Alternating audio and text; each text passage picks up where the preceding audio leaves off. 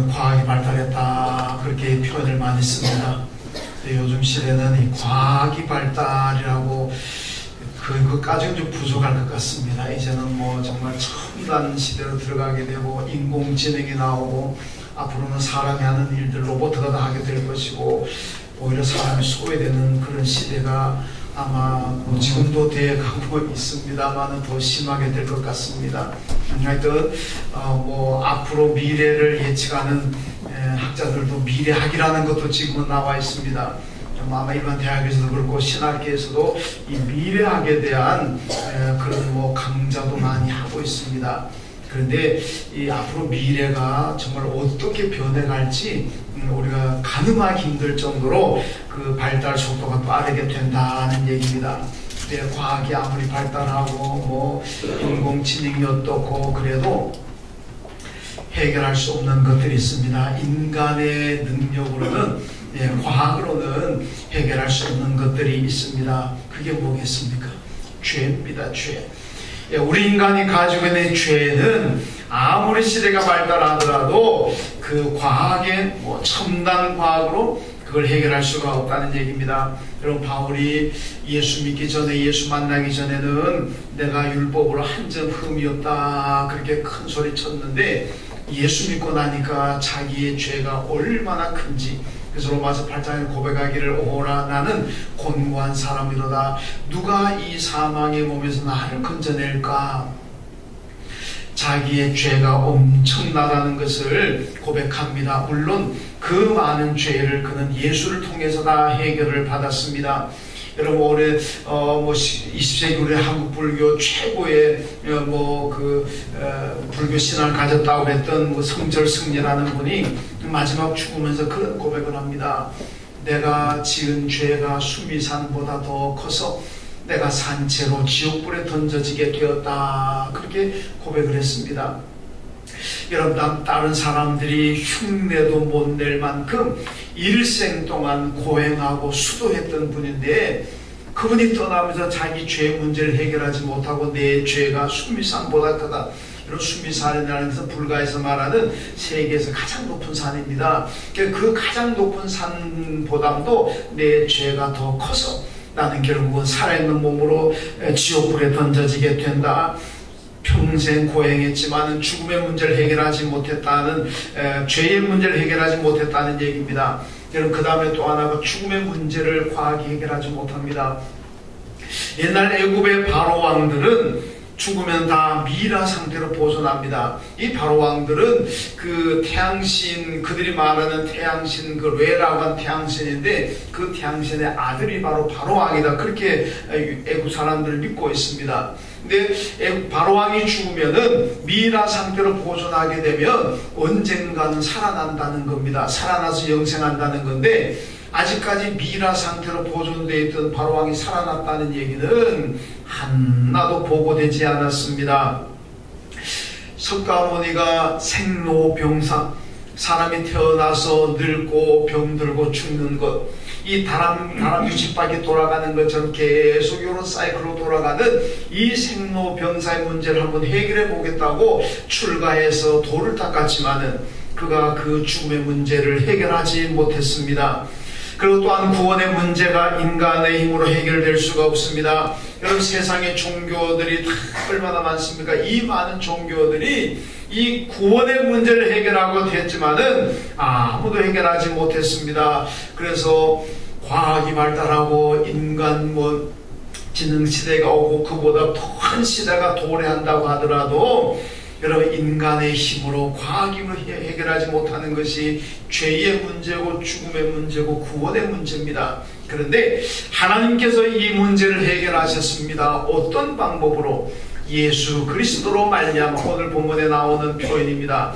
예수 그리스도를 세상에 보내주셨고 세상에 보내신 예수 그리스도로 말미암아 우리 인간의 죄 문제를 해결하셨고 우리 인간의 죽음의 문제를 해결하셨고 우리 인간의 구원의 문제를 해결하신 줄로 믿습니다. 여러분 19세기 사상 가운데 이성주의라는 게 있습니다. 이 이성주의라는 것은 무슨 인간의 이성으로는 불가능한 것이 없다. 쉽게 하면 이겁니다. 여러분, 바울은 내게 능력 주시는 예수 안에 있으면 내가 능치 못할 것이 없다. 예수 안에 있을 때 나는 능치 못할 것이 없다. 반대로 예수 떠나면은 불가능한 게 많다는 겁니다. 근데 이성주의라는 것은 하나님의 자리에 올라가 가지고 하나님도 끌어내리고 예수도 끌어내리고 인간의 이성 가지고 모든 걸 한다. 이게 이성주의자들의 생각입니다. 그래서 이성주의자들은요, 인간의 능력이 워낙 뛰어나기 때문에 역사는 언제나 발전한다. 역사 발전론을 얘기했습니다. 역사는 퇴보하지 않는다. 그런데 세계 1차 대전, 2차 대전 일어나면서 역사가 완전히 퇴보해버립니다. 거의 쇠락의 길로 들어가 버렸습니다. 그때서 이성주의자들이 인간의 이성으로 안 되는 것이 있구나. 인간의 이성으로 역사가 발전만 하는 것이 아니라 역사가 퇴보할 수도 있겠구나. 이걸 그때서야 깨닫고 난 다음에 겸손 모드로 돌아갔다는 얘기입니다. 오늘 본문에 보면 에베소 교회를 향한 바울의 메시지입니다. 에베소 교회는요, 에베소라는 곳은 지금은 인구가 한 35,000명 정도 된다고 하는데 예수님 당 초대교회 당시에는 에베소 인구가 20만 명이 넘었다고 합니다. 그러니까 오히려 그 당시에 20만 명 같으면요, 얼마나 대단한 도시겠습니까? 번창했고 번영한 도시였다는 겁니다. 여러분, 지금도 에베소에 가보면은 그 당시에 그들이 화려하게 정말 만들어 놓은 여러 고대 유적들이 얼마나 많이 남아있는지 모릅니다. 야외 음악당도 있고 야외 경기장도 어마어마하게 크게 있습니다. 공중 목욕단 시절도 있고 병원도 있고 그 옛날에 큰 도서관도 있었고 도로도 그냥 요즘 말로 포장 잘 해놓은 그런 도로도 얼마나 길게 나 있는지 모릅니다. 지난 2월달에 우리 교인들이 이스라엘 가가지고 베산이라는 곳에 가봤습니다. 이스라엘 베산에 가니까 고대 유적지가 발굴되어 있는데 보니까 거기 얼마나 멋있고 보기 좋았습니까? 전부 다 탄성을 질렀습니다. 야외 음악당에서 너무 감동스러워가지고 우리 교인들이 막 찬양하고 그랬습니다. 여러분, 그런데 에베소는 이스라엘의 베산의 몇 배가 됩니다. 베산 보고 감동할 정도 되면 에베소 가면 아마 입을 못 담을 정도일 겁니다. 그만큼 고대 에베소는 굉장히 번창했고 에베소 사람들이 그 성을 이루어내는 그 능력이 정말 출중하다는 얘기입니다. 그러니까 어떻겠습니까? 에베소 사람들은 자기들의 능력을 믿었고 자기들의 능력을 신뢰했습니다. 이야, 우리가 이 정도로 도시를 건설할 수 있는 이런 능력이 우리에게 있다. 여러분, 19세기에 나왔던 이성주의자와 같은 그 교만한 것이 에베소 사람들에게 있었습니다. 우리 힘으로 못할 게 뭐냐, 다 한다. 이런 에베소 교회를 향해서 오늘 바울이 말씀합니다. 예수 그리스도로 말미암아. 에베소 사람들의 바울이 전하는 메시지는 여러분들이 지금 이렇게 화려한 도시를 만들고 건축술이 발달하고 의술이 발달했다고 할지라도 여러분들 힘으로 할 수 없는 것이 있습니다. 여러분 힘으로 다 되는 것 아닙니다. 예수 그리스도로 말미암아, 예수 그리스도로 말미암지 않고는 절대로 안 되는 것들이 있습니다. 그것을 여러분들이 잘 기억하십시오. 예수 없이는 불가능한 것들을 오늘 본문에서 말씀하고 있습니다. 여러분, 창세기 27장에 하나님께서 복을 두 가지로 구분하셨습니다. 땅의 복을 말씀하셨고 하늘의 복을 말씀하셨습니다. 땅의 복은 무엇이겠습니까?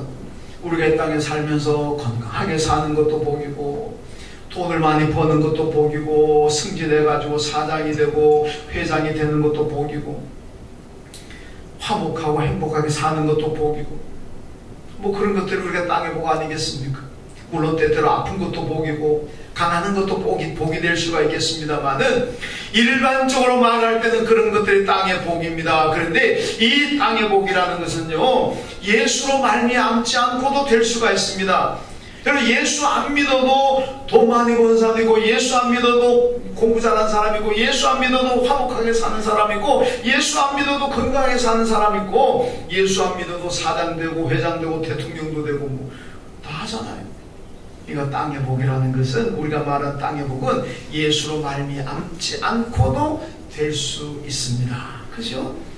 그런데 하늘의 복이라는 것은 예수로 말미암지 않고는 안 되는 줄로 믿습니다. 하늘의 복이라는 것은요, 예수 없이는 절대로 안 됩니다. 오직 예수로만 됩니다.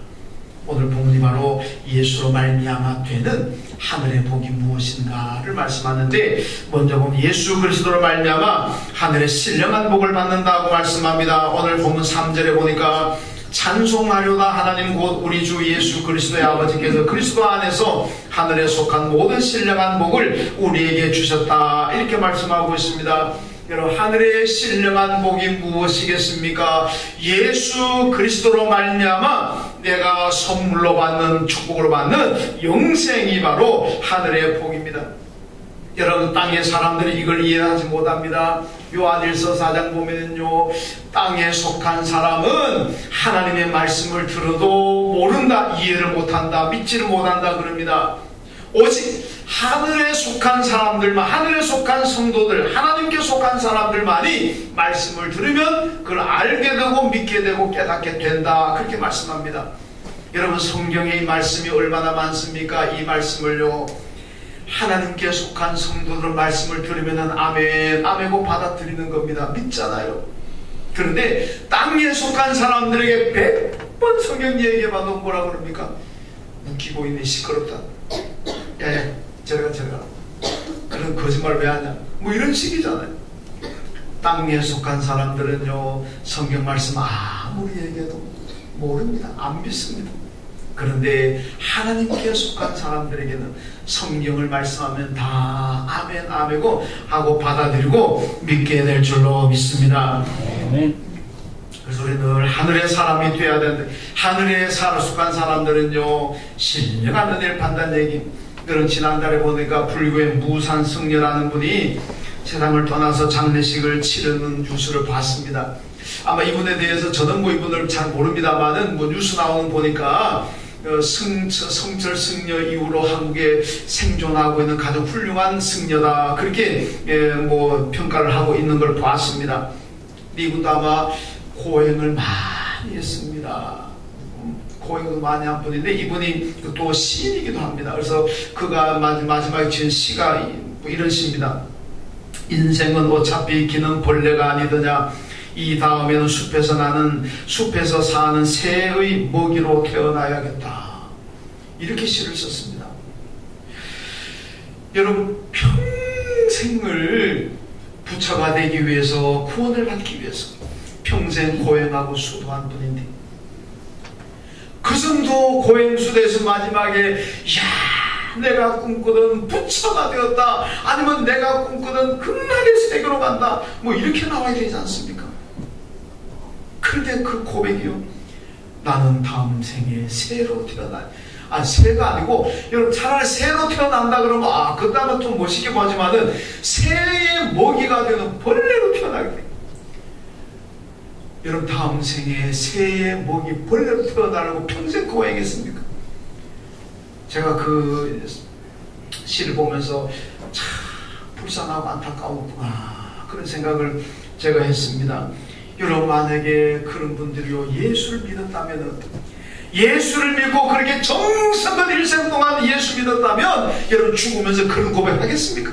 내가 다음에 새의 먹이 벌레로 태어나야 되겠다, 산초로 죽불에 던져지게 되었다, 그런 고백 할 것 같습니까? 그런 고백은 안 나옵니다. 여러분, 성경 보세요. 바울이 뭐라 그럽니까? 마지막 디모데후서 4장에서요, 자기가 죽기 전에 마지막 고백이 뭡니까? 내가 하나님의 나라의 의의 멸류관을 바라본다. 내가 이제 곧 하나님의 나라에서 하나님께 생명의 멸류관, 의의 멸류관을 내가 바라본다. 그래서 사도 요한이 밤모섬에서 하나님의 나라를 환상으로 봅니다. 그리고 그 고난 가운데서 믿음을 지켜냅니다. 왜? 하늘나라 가서 내가 영생을 나눌 거니까. 스데반이 돌에 맞아 죽어가면서도 하늘나라 바라보자. 하늘나라 바라보니까 그 안에 돌에 맞아 죽는 고통과 괴로움이 있지만 그 가운데서도 그 얼굴이 천사의 얼굴처럼 빛났다, 그렇습니다. 여러분, 예수 믿으면은요, 하늘에 신령한 그 영생의 복이 있기 때문에 언제나 기쁨이 있고 하늘나라 바라보는 축복이 있는 줄로 믿습니다. 뭐 죽으면서 뭐 벌레가 되느니 뭐 지옥불에 던져지느니 예수 잘 믿는 사람은 그런 고백 안 합니다. 어떻게 그런 고백이 나오겠습니까? 요한복음 14장 6절 말씀 보니까요, 내가 곧 길이요 진리요 생명이니 나로 말미암지 않고는 아버지께로 올 자가 없다고 말씀하셨습니다. 여러분, 이 하나님의 나라, 이 신령한 하나님의 나라의 축복, 영생은 오직 예수 그리스도로 말미암아, 예수를 믿음으로 말미암아 내가 받게 되는 줄로 믿습니다. 여러분, 이 땅의 복은 잠깐입니다. 이 땅의 복 받았다고 해서 여러분 그것으로 만족하면 안 됩니다. 아무리 내가 재벌이고 아무리 권력을 가졌더라도요, 여러분 이 땅에는 잠깐 지나갑니다. 그러니까 여러분 오늘 불교 얘기 좀 나옵니다. 불교에서요 찰나라 그래, 인생을 찰나라 그럽니다. 영겁에 비하면 우리는 뭐 영원이라고 표현합니다만은 불교에서 영겁 반대 찰나 이러면 잠깐 지나가는 거예요. 잠깐 지나갑니다. 이 잠깐 지나가는 세상에서 내가 뭐 좀 가졌다고 해서 그게 단 것처럼 착각하고 살지 말라는 얘기입니다. 영원한 세계가 있습니다. 영원한 세계. 영원한 세계를 바라보며 살아야 될 줄로 믿습니다. 여러분, 옛날 노무현 대통령이요 그런 말 한 번 했잖아요. 남북관계만 잘 되면 다 망가뜨려도 괜찮아. 남북관계만 하나 잘 되면 나머지는 다 깽판 쳐도 괜찮다 이랬잖아요. 그 말 때문에 좀 고생했을 겁니다. 얼마나 비판 많이 받았습니까? 그런데 그 말은 아마 남북관계가 그만큼 중요하다는 의미 아니겠습니까? 여러분, 우리가 신앙적으로 보면요, 우리 교인들은요 하늘나라 영적인 것만 잘 되면 이 땅에 살아가는 거 조금 못해도 될 줄로 믿습니다. 뭐 깽판 치라는 얘기는 아니고, 여러분, 하늘나라 내가 영생을 가졌고 하나님의 천국을 내가 가지고 있다면 이 세상의 삶이 조금 부족하고 조금 불편해도 뭐 억울하겠습니까? 잠깐 지나가는 인생인데 조금 참으면 영원한 하늘나라 가는데 그거 되잖아요. 그래서 우리는요, 여러분 천국을 가지고 있으니까, 영생을 가지고 있으니까 여러분 세상 살아가면서 조금 힘들고 어렵더라도 그것 때문에 절망하지 마시고, 그것 때문에 인생 그냥 망했다 그렇게 하지만 탄식하지 마시고 천국을 바라보면서 오히려 소망 가운데 기쁨 가운데 살아가야 될 줄로 믿습니다. 천국 가요. 영혼의 문제가 잘 됐는데 뭘 걱정하겠습니까? 그리고 두 번째는 예수 그리스도로 말미암아 하나님의 자녀가 되었습니다. 오늘 5절을 보니까 그 기쁘신 뜻대로 우리를 예정하사 예수 그리스도로 말미암아 자기의 아들들이 되게 하셨으니 라고 말씀합니다. 여러분, 우리는 예수 그리스도로 말미암아 하나님의 자녀가 되었습니다. 하나님의 자녀가 누리는 축복이 무엇입니까? 시편 2편 7절에 보니까 너는 내 아들이라, 내게 구하라. 내가 이방 나라들을 내 유업으로 주리니 내 소유가 땅끝까지 이르리로다 하고 말씀합니다. 여러분, 하나님의 자녀가 되면은요 먼저 땅의 복을 받습니다. 이 땅의 복은요 내 아버지 하나님께 기도하라는 얘기입니다. 너는 내 아들이라, 내가 너를 낳았다. 내게 기도해라.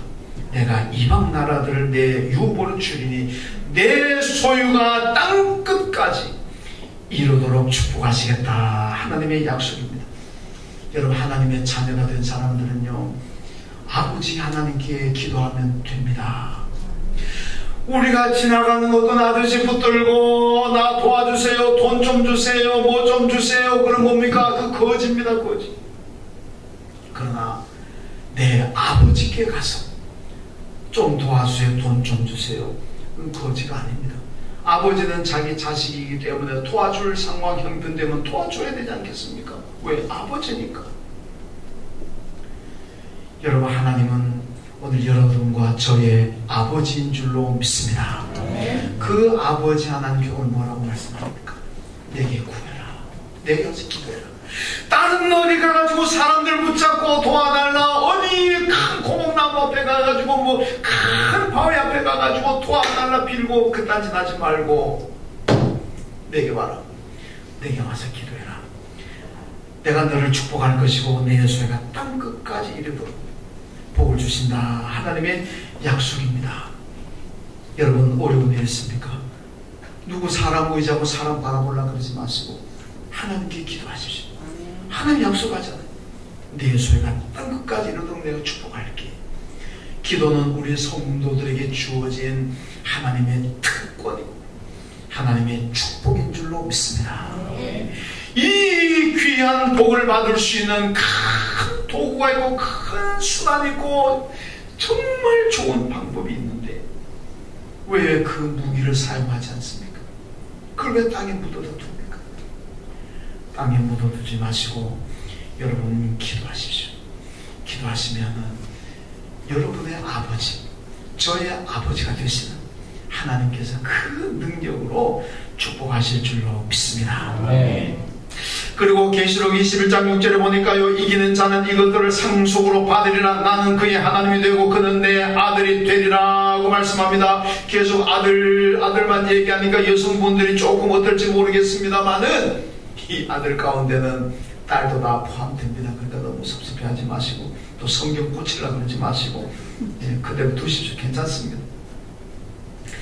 여러분, 자녀는 하나님의 나라 상속자입니다. 상속은 자녀에게 하잖아요. 물론 자녀가 없는 경우는 또 어떻게 될지 모르겠습니다만은 내 자녀가 있는 부모라면 그 상속은 자녀들에게 합니다. 지나가는 사람 붙들어가지고 내가 재산 너한테 상속할게 그러지 않습니다. 이웃집 누구 불러가지고 내 재산 너에게 상속할게 그러지 않습니다. 여러분, 재산은 자기 자녀에게 상속하는 겁니다. 하나님이 가지고 계시는 재산 여러분 돈으로 환산할 수 있습니까? 영생을 돈으로 환산할 수 있습니까? 천국의 집이요 12가지 금은 진주 보석으로 지어진다 그랬습니다. 그거요 돈 주고 살 수 있습니까? 돈으로 환산할 수 있습니까? 하나님이 주시는 그 은혜, 그 하나님의 나라의 축복은 여러분 돈으로 환산할 수가 없습니다. 빌 게이츠가 세계 최고 부자라고 하지만요, 빌 게이츠 재산 다 갖다 바친다고 해서 영생 얻습니까? 삽니까? 안 됩니다. 하늘나라 집 한 채도 못 살 겁니다. 얼마나 귀하고 좋은데요. 요한계시록 21장 보세요. 하늘나라 집이 쫙 나와 있는데요, 상상을 초월합니다. 그런데 돈으로 환산할 수 없는 그 하나님의 나라의 하나님의 재산을 우리에게 상속으로 주신다 그러잖아요. 요한계시록 21장 6절에서 나는 내 하나님이 되고 너는 내 아들이 된다. 내가 하늘나라를 너에게 상속으로 줄게. 그렇게 말씀합니다. 여러분, 예수 믿고 예수로 말미암아 하나님의 자녀가 된 사람들만이 하나님의 나라의 모든 축복을 상속으로 받게 될 줄로 믿습니다. 그걸 우리가 늘 알고 감사해야 됩니다. 하나님의 자녀가 된 사람이 어떻게 해야 되겠습니까? 여기 보니까 자녀는 거룩하고 흠이 없어야 한다. 그렇게 4절에서 말씀합니다. 흠이 없어야 된다. 여러분, 성막 날마다 거룩한 삶을 살아야 된다는 얘기입니다. 예수의 흔적을 가지고 있는 것이 흠이 없는 겁니다.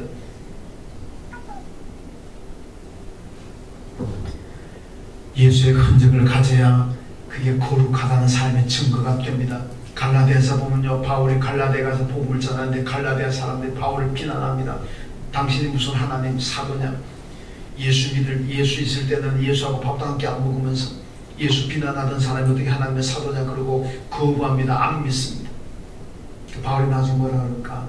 내 몸에 예수의 흔적을 가졌다 그랬습니다. 내 몸에 예수의 흔적. 여러분 몸에 예수의 흔적이 있습니까? 여러분 삶에 예수의 흔적이 있습니까?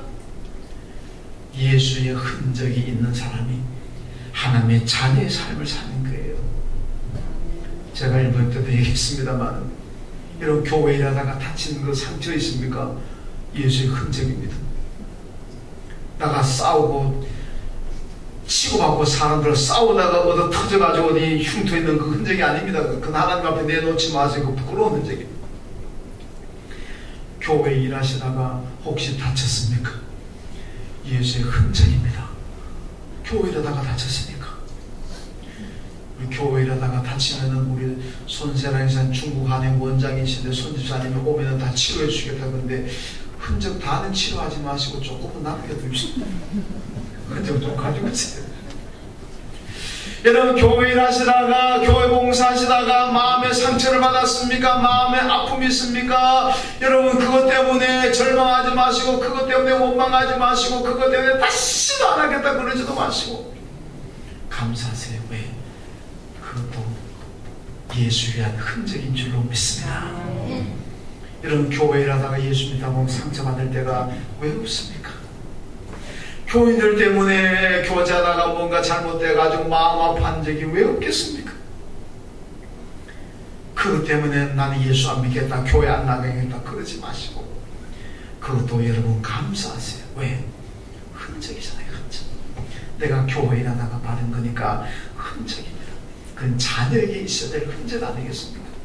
앞으로는 그런 일 생기면 불평하지 마시고 안 나가겠다 그러지 마시고, 하나님 감사합니다, 내게 예수의 흔적을 써서 감사합니다. 이것이 여러분의 고백이 되시길 주님의 이름으로 축원합니다. 별로 인정 안 하신 것 같은데 한 번 더 합니다. 축원합니다. 그리고 세 번째는 예수 그리스도를 말미암아 자녀된 성도들이 어떻게 살아야 할까를 말씀합니다. 6절에 보니까 거저 주시는 하나님의 은혜의 영광을 찬송해야 한다 이렇게 말씀합니다. 여러분, 하나님께서 우리에게 주신 은혜와 축복은 돈을 받고 무슨 대가로 주시는 것이 아니라 뭐라 그러면 거저 주신다는 얘기예요. 공짜로 주신다는 얘기입니다. 세상의 종교들은 다 자력구원입니다. 자력구원은 공짜가 아닙니다. 자기가 노력하고 힘들고 고행하고 수도해서 얻는 거니까 이건 자력구원이 공짜가 아닙니다. 그런데 여러분, 기독교의 구원은 타력구원입니다. 내 힘으로 내가 노력해서 얻는 것이 아니고 하나님의 은혜로 받는 게, 예수 그리스도 십자가 보혈로 내가 구원받는 줄로 믿습니다. 그러니까 우리가 받는 구원과 영생은요, 대가로 받는 것 아닙니다. 내가 대가를 지불하고 받는 것이 아니라 이건 전적으로 하나님의 은혜고 하나님의 축복입니다. 하나님께서 거둬주시는 은혜고 공짜로 주시는 거예요. 여러분, 우리나라 사람들 속담에 그러잖아요. 공짜라면 한국 사람 양재물도 먹는다 그럽니다. 양재물 먹으면 죽어요. 죽어. 옛날에 비누 나오고 양 제거하는데 시골에 보면 우리 동네에서도 양재물 먹고 자살한 분 내가 몇 번 봤습니다. 그 양재물은요, 요즘은 양재물 별로 없죠. 옛날에는 제거할 때 양재물이 있었어요. 그거 먹고 자살한 사람 나 우리 고향에서 몇 명 봤습니다. 그게 무서운 겁니다. 그런데요, 공짜라면 양재물도 먹는다. 그만큼 공짜를 좋아한다는 얘기가 아니겠습니까? 그런데요, 공짜라면은 먹고 죽는 양재물까지도 받아 마신다는 사람들이 왜 공짜로 주는 영생을 안 받는 건지 참 바보같이 어리석은 사람들 아니겠습니까? 여러분, 이제 이번 수요일날 선거잖아요. 선거인데 다 가서 선거하십시오. 여러분, 선거철 때니까 뭐 공약이 나오는데 보니까 무상 이제 고등학교까지 무상한다고 또 누가 내더라고요. 다음번 가면 이제 대학교까지 무상교육 해드립니다. 그 다음 가면 이제 신혼부부들이 무상으로 아파트 주겠습니다. 무상으로 철도 타고 무상으로 버스 타고 막 이렇게 다 나올 것 같아요. 여러분, 그게 진짜 무상입니까? 아닙니다. 착각하지 마세요. 저는 무상 아니라는 게 저는 확실하게 압니다. 왜 아느냐? 여러분, 목사님들 가운데 개척교회 하는 목사님들이요, 경제적으로 생활이 얼마나 어려운지, 어떤 분들은요 최빈곤에 속하는 목사님들도 있습니다. 그렇게 어렵게 사는 목사님들인데도요, 정부에서 혜택 아무것도 안 줍니다. 목사들에게는. 왜 일반 사람들은 가난하면 정부에서 도와주고 쌀도 주고 돈도 주고 하는데, 왜 목사는 그들보다 더 가난하게 살아도 그런 분들이 있어도 왜 국가에서 한 푼도 안 도와줍니까? 왜 그러지 아세요? 목사는 세금을 안 내잖아요. 물론 금년부터는 목사들이 세금을 냅니다만은 지금까지 세금을 안 냈습니다. 세금을 안 내니까 아무리 어렵게 살아도 한 푼도 안 주는 거예요. 근데 세금 내는 국민들은요, 어려우면 정부에서 지원해 주잖아요. 쌀도 주고 뭐 돈도 주고. 그게 뭡니까? 공짜가 아니라는 겁니다. 내가 세금을 내니까 국가에서 나한테 주는 거예요. 세금 안 내면 아무리 가난해도 국가에서 안 줍니다. 그게 공짜 아니잖아요. 공짜 아닙니다. 세상에 공짜가 없어요. 공짜는 뭐가 있느냐? 하나님께서 우리에게 주시는 구원과 영생만 진짜 공짜인 줄로 믿습니다. 그 뭐 정부에서 돈 몇십만 원 쌀 몇 푼에 그 비교가 됩니까? 영생을 공짜로 주시는데 이런 큰 은혜를 우리가 받고 있습니다. 그러니까 우리가 어떻게 살아야 되느냐? 하나님의 은혜의 영광을 찬송해야 될 줄로 믿습니다. 여러분, 옛날 삼성 창업주였던 이병철 씨가요, 또 마지막에 아파서 죽기 전에 의사에게 그렇게 합니다. 내 생명 10년만 더 살려준다면 내 재산의 절반을 주겠다. 야, 삼성그룹 재산 절반이 얼마나 많겠습니까? 그런데도 안 되잖아요. 10년만 살아도 재산 절반 준다 그러는데 하나님은 영생을 우리에게 주셨습니다.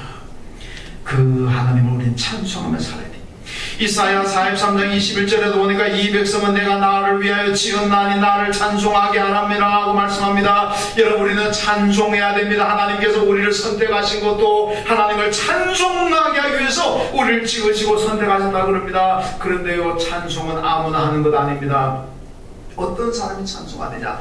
감사하는 사람이 찬송하는 거예요. 여러분, 내 안에 분노가 있고 증오가 있고 미움이 있고 성질나는데 찬송이 나옵니까? 이를 부득부득 깔면서 할렐루야 나옵니까? 안 되잖아요. 안 되잖아요. 할렐루야 할렐루야 내 마음이 기쁨이 있을 때 할렐루야 할렐루야 막 이 밥하면서도 설거지하면서도 나오는 거지 안 나옵니다. 여러분, 찬송 찬양은요, 내 안에 기쁨이고 내 안에 감사가 있을 때 나오는 거예요. 감사하는 사람이 찬송하는 겁니다. 셰익스피어가 얘기했잖아요. 감사할 줄 모르는 사람은 독사 이빨보다 더 무섭다. 무서운 사람이 누군지 압니까? 조폭이 무섭습니까? 그보다 더 무서운 사람은 감사할 줄 모르는 사람이라고 그랬어요. 여러분, 가정에 감사가 없으면 가정은 불행한 가정입니다. 교회에 감사가 없으면 그 교회는 참 불행한 교회가 됩니다. 여러분, 공산주의 혁명할 때 이 사람들이요, 누구를 포섭합니까? 쉽게 말하면은 이 부르주아에 대해서 불평불만하는 이 프로레타리아 계급들 있잖아요. 하층 계급들. 이 사람들은 부르주아들의 삶에 대해서 굉장히 불평하고 불만이 많습니다. 이 사람들을 포섭해가지고 공산주의 혁명하잖아요. 어느 혁명이든지 간에 어느 단체든지 간에 항상 포섭 대상은요, 불평불만 세력들입니다. 반정부하는 것도 마찬가지로 불평불만 세력들을 포섭해 가는 것이고, 공산혁명도 마찬가지고, 사탄이 교회를 때려 부술 때도 어떻게 하냐? 교회 안에 불평불만하는 사람들을 붙들어 유혹해가지고 교회를 뒤집어 놓는 거예요. 여러분, 감사하는 사람들은요, 안 넘어갑니다. 공산주의 혁명을 감사하는 사람 붙들어 가려면 됩니까? 안 넘어오는데. 여러분, 사탄이 교회 뒤엎으면서 감사하는 사람들 하고 됩니까? 안 됩니다. 그래서 언제나 교회에도 불평, 불만하는 사람들, 그런 사람들을 통해서 마귀가 교회를 엎어버리는 겁니다. 그래서 불평, 불만하면 가정과 교회를 혼란하게 하고 마귀의 도구가 됩니다. 그리고 불평, 불만하면요, 내 육신의 건강도 심각하게 타격을 입습니다. 여러분, 내 안에 감사의 기쁨이 있으면요, 육신도 건강합니다. 건강에 사실면요, 감사하시고 하나님을 찬송하시고 하나님을 찬양 삼으시고 영생 주신 하나님 앞에 감사하고 찬양하십시오. 예수 그리스도로 말미암아 신령한 복인 하나님 영생을 받았습니다. 하나님의 자녀가 되는 복을 받았습니다. 이건 모두가 다 하나님께서 거저 주셨다 그랬습니다. 공짜로 주셨다고 말씀합니다. 돈으로 하면 못하는데 공짜로 주시니까 얼마나 감사합니까? 이 하나님을 늘 찬송하고 늘 감사하며 사시기를 주님의 이름으로 축원합니다. 하나님 감사합니다. 우리를 하여금 예수로 말미암아 하나님의 자녀가 되게 하시고 하늘의 신령한 복을 주셔서 감사합니다. 이 하나님을 늘 찬송하며 감사하며 사는 저희가 되게 하여 주옵소서. 예수님의 이름으로 기도하옵나이다. 아멘.